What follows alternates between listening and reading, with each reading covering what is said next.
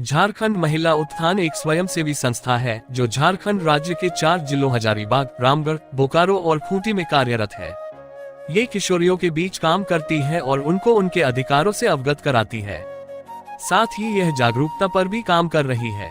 झारखंड महिला उत्थान द्वारा नारीवादी नजरिया के तहत किशोरियों में नेतृत्व क्षमता का विकास। मेरा नाम सुनीता कुमारी है।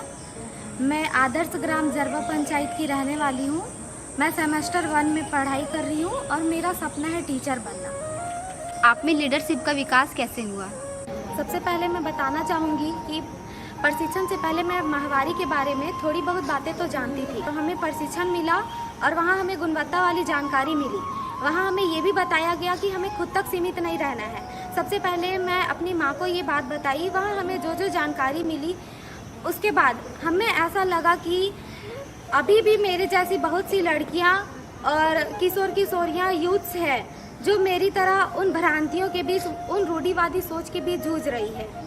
तो हमें ऐसा लगा कि हमें उन लोगों को जागरूक करना चाहिए। मैं धीरे धीरे अपने गांव मोहल्ले में नुक्कड़ नाटक के माध्यम से और छोटे छोटे मीटिंग के माध्यम से लोगों को ऐसे इकट्ठा करना स्टार्ट की और किशोर किशोरियों के साथ बातचीत करना स्टार्ट की। इससे हमें हमारे अंदर लीडरशिप की भावना जागरूक हुई। आप नया जनरेशन के बारे में क्या बताना चाहती हैं? हम आने वाले नए जनरेशन को सबसे पहले ये बताना चाहूँगी कि वो उन रूढ़िवादी सोच से दूर रहे जो वो समाज में फैली हुई है। और मैं आने वाले जनरेशन को एक और भी बात बताना चाहूँगी कि अगर उनके साथ कोई भी भेदभाव होता है जेंडर को लेकर के, तो वे अपने तक चुप ना रहे, उससे आप लड़े और आगे किन्हीं को बताएं। आप आगे बढ़िए, खुद तक सीमित नहीं रहिए। जेंडर से कोई भी हिंसा आपके साथ होता है तो आप उससे लड़िए, समाज से लड़िए, आगे बढ़िए। मेरा नाम ललिता सोरेन है। मैं हजारीबाग जिला के प्रखंड चुरचू गांव फुसरी से हूँ और मैं इसी साल संत कोलंबस से ग्रेजुएशन कंप्लीट कर चुकी हूँ। आप में लीडरशिप का विकास कैसे हुआ? एक दिन मुझे कॉल आया झारखंड महिला उत्थान की दीदी की ओर से कि आपको लीडरशिप करने का मौका दिया जा रहा है। तो मैंने इच्छुक होकर बोला हाँ ठीक है, मैं आ जाऊँगी। तो 2 दिवसीय ट्रेनिंग था।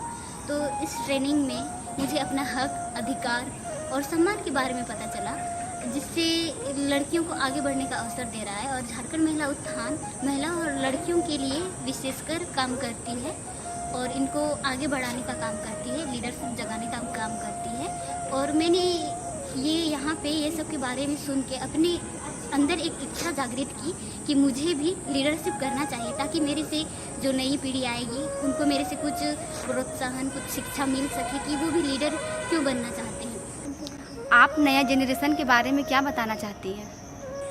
मैं अपनी नई जनरेशन को ये बताना चाहती हूँ कि हमें एक साथ संगठित होके हमें रूढ़िवादी सोच को हटाना है और सबको एक साथ लेके जाना है और सभी किशोरियों को, सभी नई पीढ़ियों को लीडरशिप करने के लिए उत्साहित करना है, उन लोग को प्रोत्साहन करना है कि वो किस तरह अपना हक, अपना सम्मान, अपना अधिकार के लिए लड़े, वह आगे की एजुकेशन तैयारी करे और साथ में एक लीडरशिप का भी तैयारी करे कि वो अपने पीछे से लोगों को आगे करे और ख़ुद को भी एक उस मुकाम पे पहुंचाए जहां पे वो कामयाब होना चाहती है।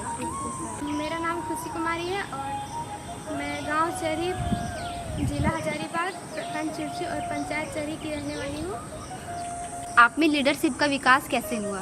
मेरे अंदर लीडरशिप की भावना जगी मेरे मम्मी को देख के, क्योंकि वो झारखंड महिला उत्थान में काम करती है और जगह जगह जाती है और बताती है। तो मैं भी उनके साथ कहीं कहीं जाती हूँ और उनकी बातों को मतलब ध्यान से सुनती हूँ।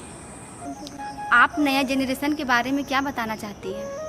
मुझमें लीडरशिप डेवलप हो गया तो मैं ये बताना चाहती हूँ मेरे जैसे लड़की लोग के लिए, उनके माँ बाप कम उम्र में ही शादी कर देते हैं तो वो अपने लिए आवाज़ उठाएं कि मेरी इतने कम उम्र में शादी ना कराएं, मुझे आगे भी पढ़ने दिया जाए और अपने अधिकार के लिए आवाज़ उठाएं।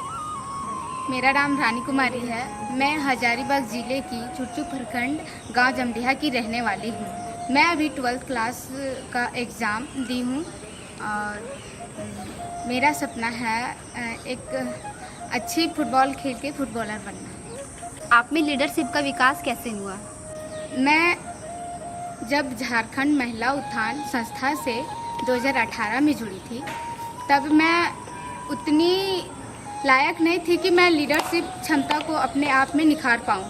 पर मुझे जब बोला गया कि इस संस्था में लड़की और महिला का अधिकार के बारे में बात की जाती है, तो हम लोग भी गांव की लड़की इस मीटिंग में जुड़े रहें और जब भी मीटिंग होती थी तो हम लोग इसमें भाग लेते थे, जिसमें हमारे अधिकार के बारे में और किस टाइप का भेदभाव होता है, जेंडरल भेदभाव आधारित हिंसा, उसके बाद महिलाओं पर हिंसा होता है, ये सब के बारे में बताया जा रहा था। तो जब हम लोग उस मीटिंग में जुड़ते थे तब हमें भी लगता था कि हम पहले इन चीज़ों से नहीं जानते थे, पर जब इस मीटिंग में हम जुड़े तब हम जानकार हो पाए कि हमारा अधिकार क्या है और हमारे पर किस टाइप का विरोध होता है, शोषण होता है, ताकि हम अपने हक अधिकार के बारे में लड़ सकूं और उसे पा सकूं। आप नया जनरेशन के बारे में क्या बताना चाहती हैं? अभी हम अपने हक अधिकार के बारे में जान पाए हैं, यही अधिकार को हम आने वाले जनरेशन को भी बताएंगे और सब मिलकर हम अपना आवाज़ को उठाएंगे, ताकि इसमें कोई भेदभाव की जैसी और अधिकार का हनन ना हो, सबको अपना अधिकार मिले।